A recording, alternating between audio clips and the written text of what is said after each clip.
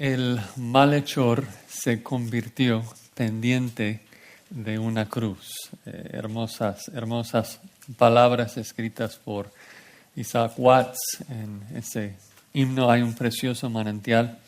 Es una hermosa descripción del ejemplo, creo que más claro y más contundente, de que la salvación no es por obras, la salvación es por creer en Jesús. El malhechor se convirtió pendiente de una cruz. Ustedes saben, la historia se narra en Lucas 23, que Cristo fue crucificado entre dos ladrones. Los dos ladrones están burlándose de Jesús. Y cuando uno de los malhechores que estaban colgados le injuriaba, diciendo: si tú eres el Cristo, sálvate a ti mismo, a nosotros. Respondió el otro, le reprendió, diciendo: ¿ni aún temes tú a Dios, estando en la misma condenación? Nosotros, a la verdad, justamente padecemos porque recibimos lo que merecieron nuestros hechos. Mas éste ningún mal hizo. Y dijo a Jesús: acuérdate de mí cuando vengas en tu reino. Entonces Jesús le dijo: de cierto te digo que hoy estarás conmigo en el paraíso. Maravilloso. No hizo nada. Solamente creyó en Jesús y Jesús le salvó. Yo estaba pensando en ese pasaje, en el contexto del evangelismo, una pregunta evangelística muy efectiva es preguntar a alguien si sabe dónde va a ir cuando muere.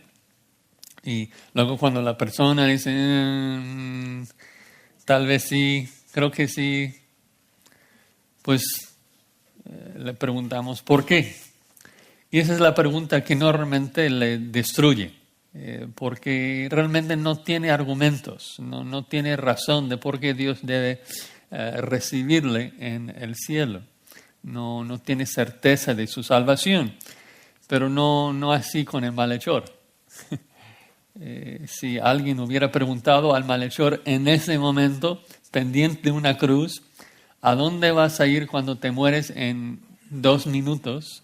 Su respuesta hubiera sido: al paraíso. ¿Y por qué? Porque Cristo me lo dijo y le creo. Y eso es todo. Esto es suficiente. Esto es suficiente, ¿no? Si le preguntas ¿quién eres para merecer el paraíso? Nadie, soy un malhechor. ¿Qué obras vas a hacer para ganar la salvación? Ninguna. Estoy pendiente de una cruz. ¿Qué obras puedo hacer? No puedo ofrecer nada a Jesús, ¿no? Pero Jesús me dijo que podría ir con Él al paraíso y le creo. Y esto es suficiente porque Jesús es suficiente. Jesús es suficiente. En las palabras del apóstol Pablo al carcelero en Filipos: cree en el Señor Jesucristo y serás salvo. Pablo explica en Romanos: el hombre es justificado por fe sin las obras de la ley. Es lo que Cristo mismo enseñó a Nicodemo, que todo aquel que cree no se va a perder, sino que va a recibir vida eterna. El malhechor se convirtió solamente por creer en Cristo. Y ese mismo día se fue con Cristo al paraíso. Es maravilloso. Y así, y solamente así, todos nosotros llegaremos al cielo. Por fe. El único trabajo, la única obra que Dios pide de nosotros para recibir la vida eterna es fe en Cristo, la obra de creer.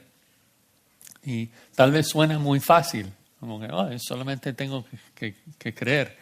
Bueno, evidentemente no es tan fácil, porque el orgullo humano odia, aborrece la idea de que no puede aportar nada a su salvación, que uno debe depender totalmente de Jesús. De hecho, recuerdan de que estamos en Juan 6, y es el capítulo 6 de Juan en donde Jesús explica de que la salvación es por fe en Él, y es ese mensaje de que la salvación es solamente por fe y no por obras, que es la causa de que la multitud abandona a Cristo. O sea, la multitud abandona a Cristo aquí en Juan 6. ¿Por qué? Por lo que enseña ahorita. De que la única obra que Dios pide del ser humano es creer en Cristo. Nuestro legalismo, nuestro orgullo odia ese mensaje. Entonces vamos a buscar el capítulo 6 de Juan. Juan 6, comenzando en el verso 22. Vamos a ver 2 instrucciones para el verdadero discípulo de Cristo. 2 instrucciones para el verdadero discípulo de Cristo. Primero, trabaja por la comida correcta. Trabaja por la comida correcta. Y segundo, cree como tu única obra. Cree como tu única obra. Vamos a leer el texto. Juan 6, 22. Voy a leer hasta el 34. El día siguiente, la gente que estaba al otro lado del mar vio que no había habido allí más que una sola barca y que Jesús no había entrado en ella con sus discípulos, sino que estos se habían ido solos. Pero otras barcas habían arribado de Tiberias junto al lugar donde habían comido el pan después de haber dado gracias al Señor. Cuando vio pues la gente que Jesús no estaba allí, ni sus discípulos, entraron en las barcas y fueron a Capernaum buscando a Jesús. Y hallándole al otro lado del mar, le dijeron: Rabí, ¿cuándo llegaste acá? Y respondió Jesús y les dijo: de cierto os digo que me buscáis, no porque habéis visto las señales, sino porque comiste el pan y os saciasteis. Trabajad, no por la comida que perece, sino por la comida que a vida eterna permanece, la cual el Hijo del Hombre os dará, porque a éste señaló Dios el Padre. Entonces le dijeron: ¿qué debemos hacer para poner en práctica las obras de Dios? Respondió Jesús y les dijo: esta es la obra de Dios, que creáis en Él que Él ha enviado. Le dijeron entonces: ¿qué señal pues haces tú para que veamos y te creamos? ¿Qué obra haces? Nuestros padres comieron el maná en el desierto, como está escrito: pan del cielo les dio a comer. Y Jesús les dijo: de cierto os digo, no os dio Moisés el pan del cielo, mas mi Padre os da el verdadero pan del cielo. Porque el pan de Dios es aquel que descendió del cielo y da vida al mundo. Le dijeron: Señor, danos siempre este pan. Vamos a orar. Padre Santo, siempre que nos acercamos a ti, en tu palabra pedimos que nos perdones y nos limpies de toda nuestra maldad y que tu Espíritu Santo nos ilumine para comprender este pasaje. Queremos ver tu gloria, Padre, brillando en el rostro de nuestro Señor Jesucristo. Ayúdanos a ver su suficiencia aquí en este texto, de que Él es todo lo que necesitamos para poder darle toda la gloria y toda la honra. Amén. Bueno, estamos en Juan 6. Recuerden de que Juan 6 comienza con la alimentación de los 5,000 hombres, que Cristo creó pan del aire. Y la lección que la gente debía aprender de esto es de que Jesús es suficiente, es el creador. ¿No? Fue una ilustración física de que Jesús es suficiente para saciar el alma. Es todo lo que necesitamos. Luego Jesús lo probó otra vez con sus discípulos, que estaban en una tormenta, dudando, cuestionando, y fue la presencia de Cristo que fue suficiente para salvarlos y llevarlos al puerto. Y la lección allí en los dos casos es de que Cristo es suficiente para nosotros. Él es suficiente, solamente tenemos que creer en Él, creer en su suficiencia. Y eso nos lleva a nuestro primer punto, la primera instrucción en el verso 22, que el verdadero discípulo trabaja por la comida correcta. Nos da un poco del contexto. Juan dice que el día siguiente la gente que estaba al otro lado del mar vio que no había habido ahí más que una sola barca, que Jesús no había entrado en ella con sus discípulos, sino que estos se habían ido solos. Recuerdan que Jesús había ido al lado noreste del mar de Galilea, es un poco más desierto, quería escaparse allí de la multitud y luego allí los alimentó. Y luego los 12 discípulos salieron de allí en el único barco que hubo, ¿no? Y entonces la gente, sabiendo que Jesús estuvo en el monte, se acampó ahí alrededor del monte para buscar a Jesús cuando bajaba del monte. Seguramente estaban pensando, Jesús no se va a esconder de nosotros esta vez. Lo tenían ahí en el monte. Obviamente no consideraron la opción de que Jesús iba a caminar por el mar, pero están allí esperando a Jesús, pero no pudo encontrarlo. Entonces, versículo 23 dice que otras barcas habían arribado de Tiberias junto al lugar donde habían comido el pan después de haber dado gracias al Señor. Me gusta que repite esa parte. Después de haber dado gracias al Señor, la gratitud es tan importante en la Biblia.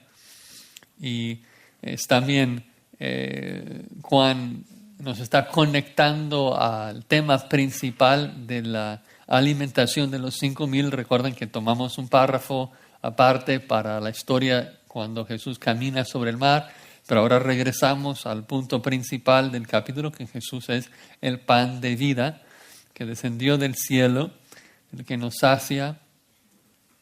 Entonces Juan dice que llegaron más barcas. ¿De dónde vienen esas barcas? El texto no dice, pero seguramente si hay 20,000 personas en el lado noreste del mar de Galilea, en el desierto, la voz corre y los taxis llegan para ganar un poco de la gente.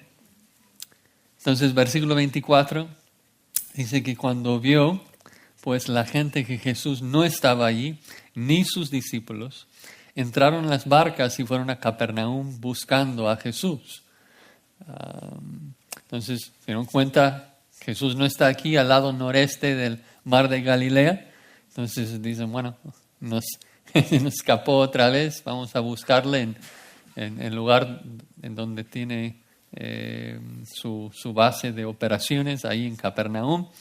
Entonces están ahí siguiendo su búsqueda, quieren hacerle rey, ¿recuerdan? A la fuerza, pensaron que era el Mesías, y pues entonces regresan a Capernaum, y allí versículo 25, sorpresa, y hallándole al otro lado del mar, le dijeron, Rabí, ¿cuándo llegaste acá? No, o sea, ¿cómo es posible que, vimos de que no entraste en el barco con los discípulos, y no caminaste por tierra? Entonces no entienden qué hizo.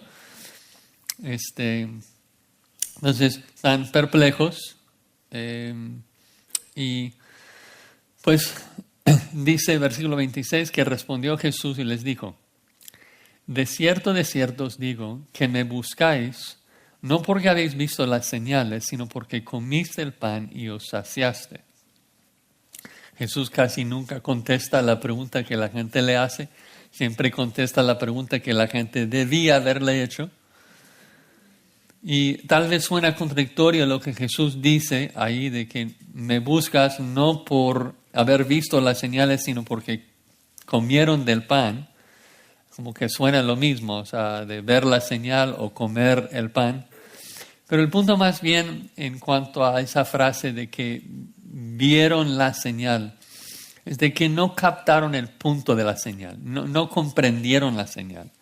Ver la señal en este contexto trata de ver lo que la señal señalaba, de que Cristo es el Hijo de Dios. La señal de la alimentación de los 5,000 demostraba el control completo que Jesús tenía sobre su creación. Señalaba el hecho de que Él es el creador, del que Él gobierna todas las cosas con la palabra de su poder.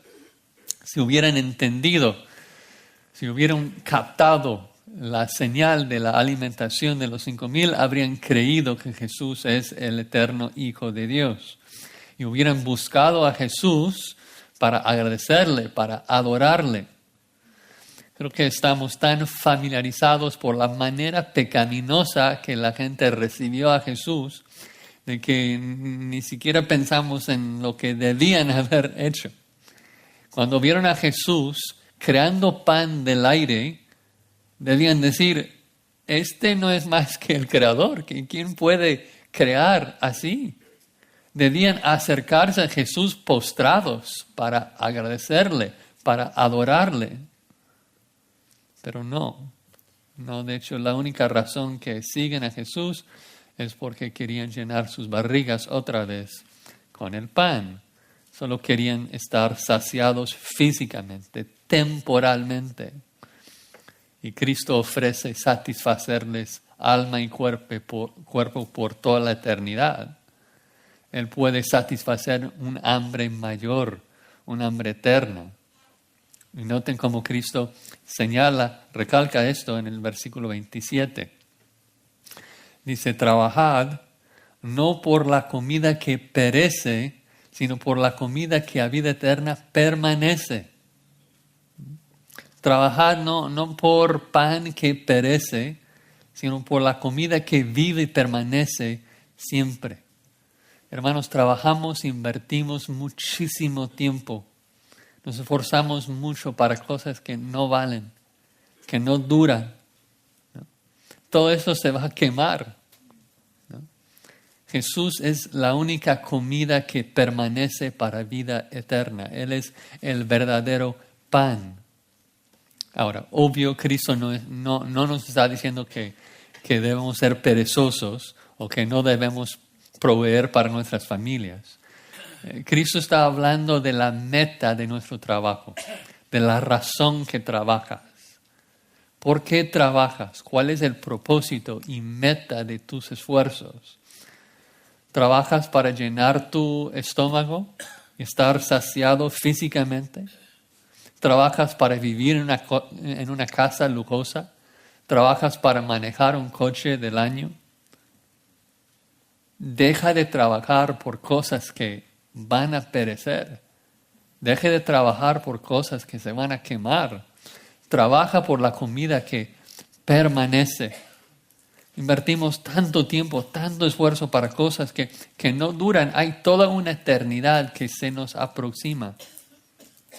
Debemos trabajar para estar bien allá, pensando en esa eternidad.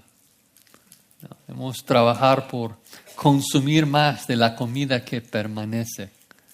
Trabajar por tener más de Cristo, por ser más como Él. Esto da fruto para siempre. Nunca te vas a arrepentir porque trabajaste demasiado duro en tu santificación. Trabaja para la comida que permanece. ¿Y cuál es esa comida? Final del versículo, la cual el Hijo del Hombre os dará, porque a este señaló Dios el Padre. Dices, pensé que decías que Jesús es la comida que permanece. Ahora está diciendo que el Hijo del Hombre os dará pan. ¿Cuál es? ¿Nos va a dar la comida o Él es la comida? Bueno, las dos cosas, porque Él nos va a dar de sí mismo. Él explica esto en el versículo 51. Si bajas la vista, Juan 6, 51. Dice, yo soy el pan vivo que descendió del cielo. Si alguno comiere de este pan, vivirá para siempre. Y el pan que yo daré es mi carne, la cual yo daré por la vida del mundo. Entonces, la exhortación es de invertir tiempo, de esforzarnos, de trabajar por creer en Cristo, por creer en su sacrificio.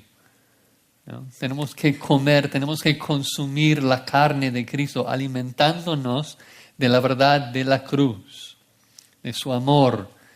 Eso es lo que sacia, eso es lo que satisface el alma para siempre. Tenemos que esforzarnos por recibir más de Cristo, más tiempo en la palabra, más tiempo en la oración. Ningún cristiano en la historia del mundo ha llegado al final de su vida a decir, hubiera invertido más tiempo en el Facebook.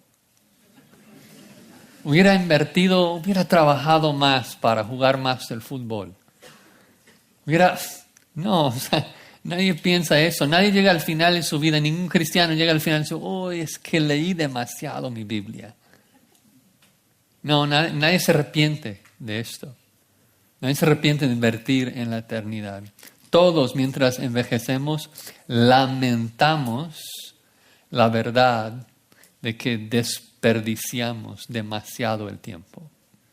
No redimimos el tiempo como debíamos, ¿no? Invertimos y trabajamos por cosas que no valen, que no duran, que no permanecen, ¿no?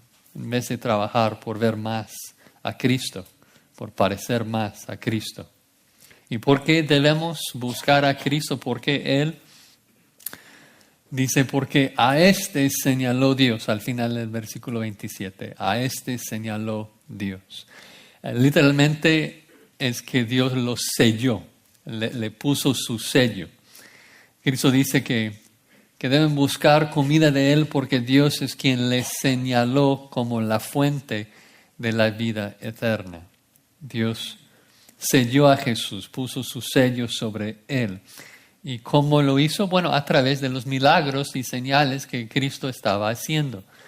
Pedro explica esto en Hechos 2:22, cuando dice, varones israelitas, oíd esas palabras. Jesús Nazareno, varón aprobado por Dios entre vosotros con las maravillas, prodigios y señales que Dios hizo entre vosotros por medio de Él. Entonces Dios puso su sello sobre Cristo para que la gente lo escuchara, para que la gente le siguiera, pero no le seguían por eso, ¿no? Porque estaban trabajando tan fastidiosamente que, o sea, en cosas que no duran. Como nosotros también trabajamos por ser vistos por los hombres, trabajamos muy duros para guardar cierta reputación, trabajamos muy fuertes por tener más pan, por tener más cosas, por comprar más, ¿no? Trabajamos como ellos para ganar el favor de Dios con el legalismo, trabajamos por todas las razones equivocadas. Y la pregunta es, ¿para qué trabajas tú? Obviamente quieres proveer para tu familia, esto es correcto, pero hablo de la meta principal de tu vida, ¿no? ¿Por qué quieres proveer para tu familia? ¿Cuál es el propósito que sobresale, la razón principal que gobierna todos tus motivos? ¿Trabajas para cosas en esta vida? ¿Trabajas para cosas que se van a perecer? ¿O trabajas para algo que permanece? ¿Trabajas para cosas eternas? Obviamente sabemos la respuesta correcta, que debemos trabajar solamente para las cosas que duran. Pero es una lucha, es difícil. Tenemos que luchar, tenemos que trabajar. Ahora, a lo mejor suena un poco contradictorio en este punto de que en todo Juan hasta este momento Cristo ha estado enfatizando que la salvación no es por obras, no es por un trabajo nuestro. La salvación solamente es por fe en Él. Y ahora nos está exhortando a trabajar. La pregunta es, ¿en qué? ¿En qué debemos de trabajar? ¿Qué es lo que debemos hacer? Y eso nos lleva al punto número 2, la segunda instrucción. Cree como tu única obra. Cree como tu única obra.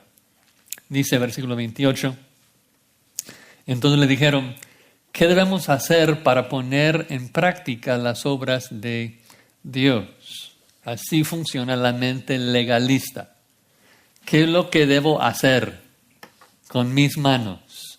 ¿Qué es lo que Dios demanda de nosotros? ¿Qué obra quiere que hagamos? Y pues tal vez uno esperaría cierta respuesta de parte de Cristo. En otras ocasiones tal vez contestaría, pues guarden los mandamientos, así mandó Moisés. Así Cristo contestó al joven rico y el escriba en Lucas 10, ama a Dios, ama al prójimo. Eso es lo que Dios requiere, que cumplan sus mandamientos, porque ese es el camino hacia la vida eterna. La promesa de Génesis, Apocalipsis en la Biblia es, si obedeces perfectamente a Dios, mereces la vida eterna. ¿Sí? La Biblia lo dice muchas veces, obedeces perfectamente y mereces la vida eterna. pero tan importante, presten atención. Aunque la obediencia perfecta es el camino hacia la vida eterna, no es el camino hacia la salvación de la ira de Dios para un pecador. Para una persona que ya ha pecado, el mandato de obedecer perfectamente a Dios es una condenación, es una sentencia de muerte, ya que nosotros no podemos. Pero la ley no pierde su valor porque simultáneamente se convierte en una guía hacia la salvación en Cristo Jesús. Porque únicamente cuando nos damos cuenta de que somos pecadores, que hemos fracasado, que hemos quebrantado la ley, solamente en ese momento dejamos nuestras obras, dejamos nuestro legalismo y acudimos a Cristo en salvación, buscamos otra solución. ¿No? Nos preguntamos, ok, obedecer y recibo vida eterna, pero ¿qué hago si no lo he hecho? Si soy un pecador, ¿no? Y ahí es donde aparece la única solución, que es Cristo. Vean el versículo 29.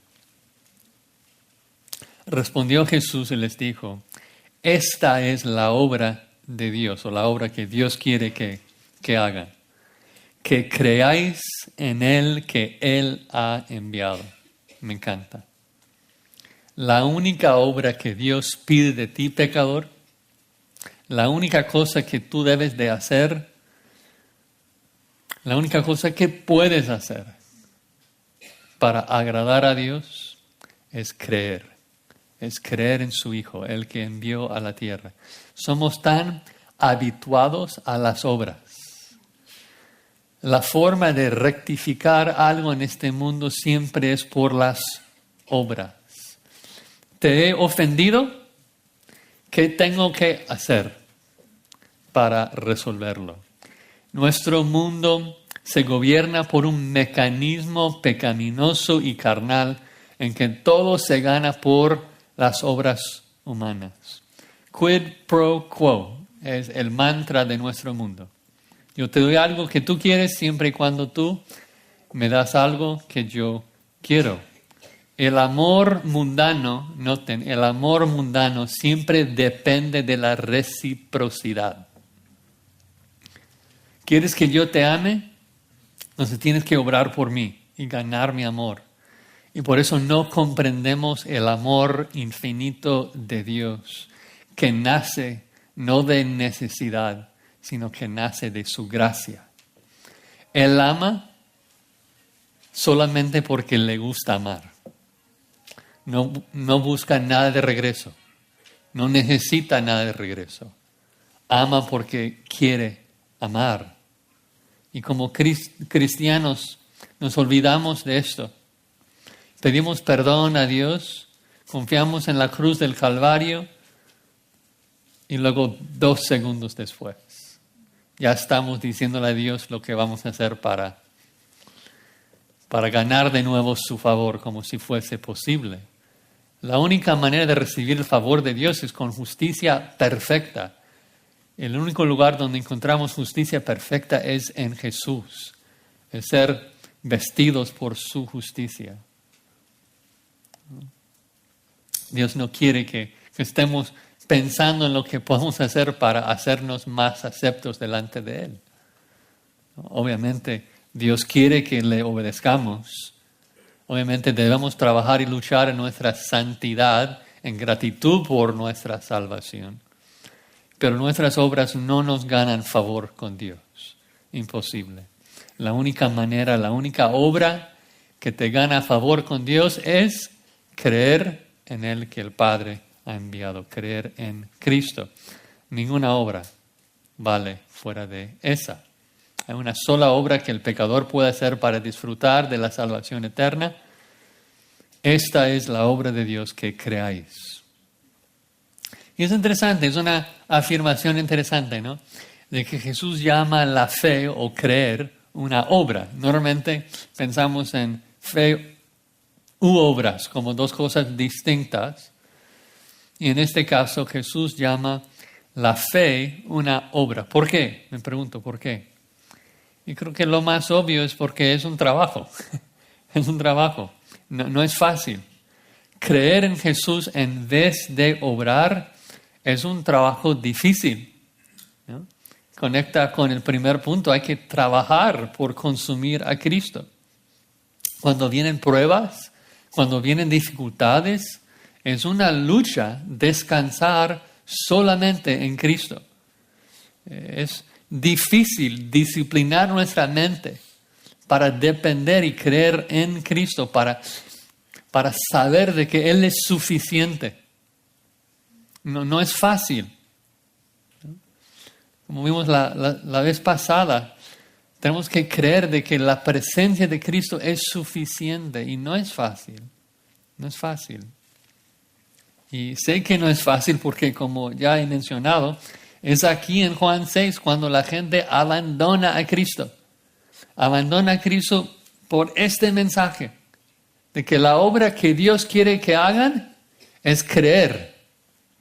Y ellos no toleran ese mensaje. Dinos qué hacer. Queremos colaborar.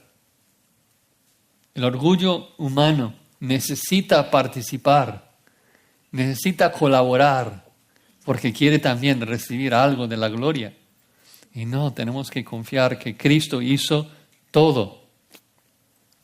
Hace unos días mi cuñado me permitió manejar un poquito su Tesla y fue una experiencia interesante porque acelera, frena, se mueve carriles, dobla, todo solo, automáticamente. Y fue una experiencia muy extraña para mí, que soy demasiado viejo para eso, tal vez, y necesito estar en control.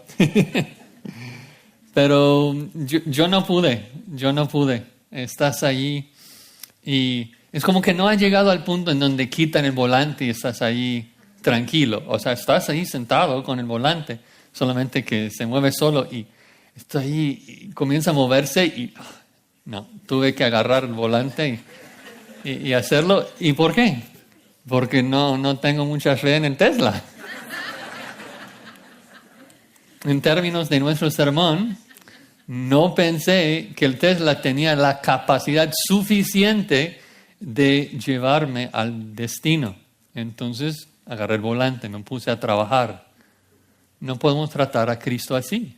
Cristo hace todo en la salvación. Cristo recibe toda la gloria. Él es totalmente suficiente para salvarte.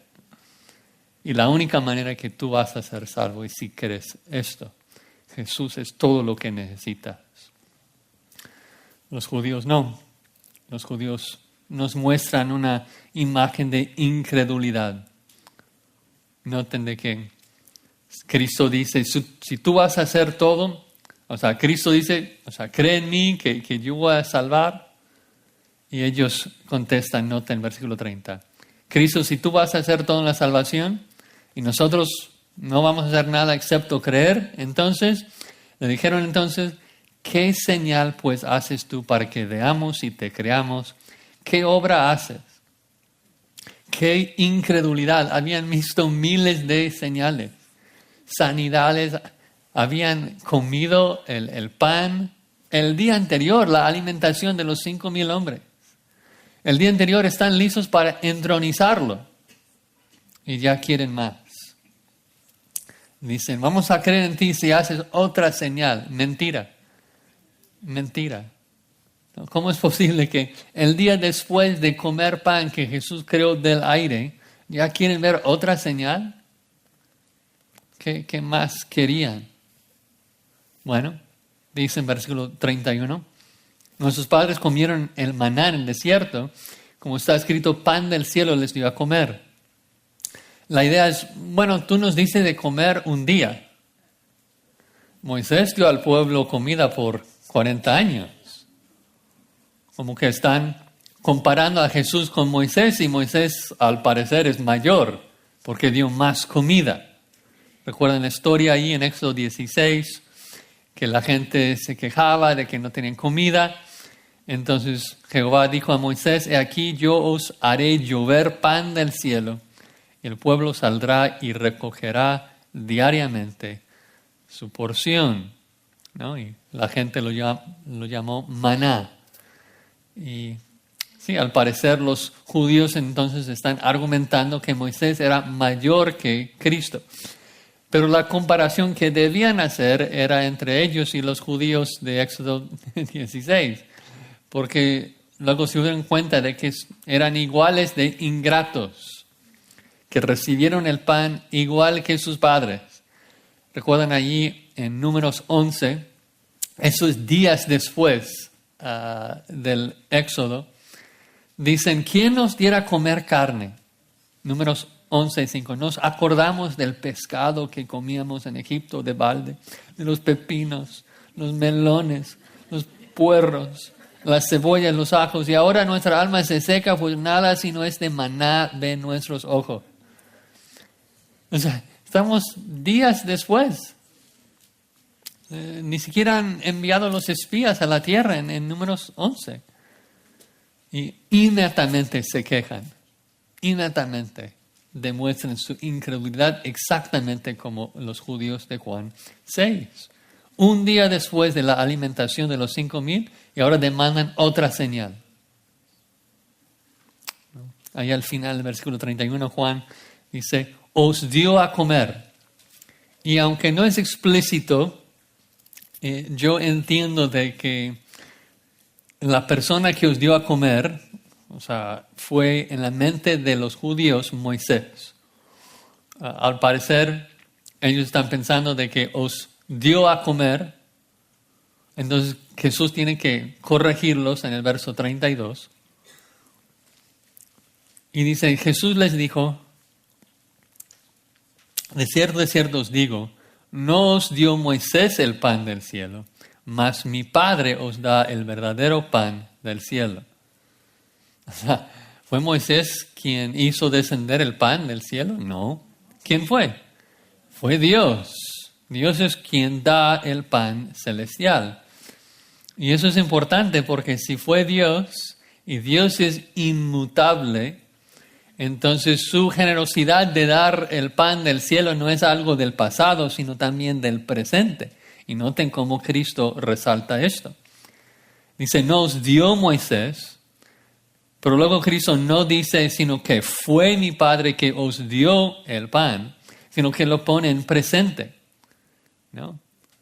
Mi Padre da. Mi Padre siempre da. ¿No? Dios siempre ofrece. ¿No? Y obviamente el maná era un tipo de Cristo, una ilustración del sustento que Dios provee para el hombre. Mi Padre os da el verdadero pan del cielo. ¿Y qué es ese verdadero pan? Versículo 33. Porque el pan de Dios es aquel que descendió del cielo y da vida al mundo. El verdadero pan que sacia al alma es aquel que descendió del cielo. Es una maravilla. Cristo da vida al mundo. Ofrece salvación a todos. Todo el mundo, judío, gentil, no importa la época. Cualquier persona que cree en Cristo será salvo. Porque Él nos ofrece su carne. Él nos da vida porque dio su vida. Vertió su sangre en la cruz para satisfacer la ira de Dios por nuestro pecado. Y cuando creemos en Cristo, en su muerte por nosotros, por su resurrección al tercer día, recibimos perdón y vida eterna. Pero ellos obviamente están totalmente confundidos, incrédulos. Él hace una señal celestial, alimenta a miles de personas. ¿Y qué hacen? Piden otra señal. Y Él les dice, el pan de vida es el que descendió del cielo. Y ellos no pueden comprender de que habla de sí mismo, de que Él es el quien descendió del cielo. Ellos están solamente pensando en pan físico. Entonces noten, versículo 34, terminan con esta expresión de incredulidad. Le dijeron, Señor, danos siempre este pan. Seguramente en sus mentes sonaba muy noble, piadoso. danos ese pan. Pero no, es incredulidad, ¿no? Debían haberle dicho, ok, dinos cómo consumirte. Tú eres el que descendió del cielo, explícanos cómo. Pero no, están aferrados a su legalismo, están aferrados a sus propias obras y no quieren depender totalmente de la suficiencia de Cristo. Bueno, la vez pasada vimos que los discípulos estaban dentro de una tormenta, el viento era contrario, empujándolos más y más atrás, y no podían llegar al puerto con sus propios esfuerzos. Estaban remando y no avanzaba. Sus obras no les ayudaron para nada. Y cuando Cristo llega al barco, me pregunto, ¿qué es lo que deberían hacer? ¿Deberían, vamos a remar más fuerte para impresionar a Jesús? A pensar, Jesús ahora nos va a ayudar, tenemos un tercero, ahora sí vamos a llegar. Si remamos y colaboramos con Jesús. No, el punto de esta sección es que Cristo es suficiente para hacer todo en la salvación. Es suficiente para hacer todo. Y como sus discípulos tantas veces nos olvidamos de esto. Queremos colaborar. Somos tan orgullosos que queremos parte de la gloria. Y tenemos que hacer la obra difícil de no meter la pala al agua, de creer de que Cristo es suficiente para llevarnos al cielo. Suena fácil, voy a creer en vez de obrar, pero es una lucha difícil cuando vienen pruebas. Escuchas que alguien tiene cáncer, alguien está en la presencia del Señor y tienes la pala en la mano y quieres ver si al remar un poquito te ayuda, ¿no? Necesitas algo de Dios, entonces, si colaboro un poquito, a lo mejor me ayuda de regreso. No, automáticamente nuestra carne siempre está pensando en un quid pro quo. Necesito algo de Dios, entonces le voy a dar algo. Y tenemos que matar ese pensamiento y confiar únicamente en Cristo para nuestra salvación. La única manera que trabajas para la vida eterna es confiando en Jesús. Es el único motivo correcto de creer en su suficiencia. No obras para ganar el favor de Dios. No puedes jamás merecer algo de Dios. Obviamente las obras cristianas son importantes para mostrar nuestra gratitud a Dios, pero nuestras obras no aportan nada a la salvación, no ganan ningún favor con Dios. Y el ejemplo que vimos del malhechor en la cruz es el ejemplo más contundente de esto, que se convirtió pendiente de una cruz, no pudo hacer nada sino creer en Jesús. Y así es la gracia de Dios, así es el amor de Cristo, de que Él da todo, es suficiente para salvar, no necesita nuestras obras, solamente pide que creamos en Él. Vamos a orar. Padre, perdónanos que tantas veces confiamos en nosotros mismos y pensamos que podemos merecer algo de ti,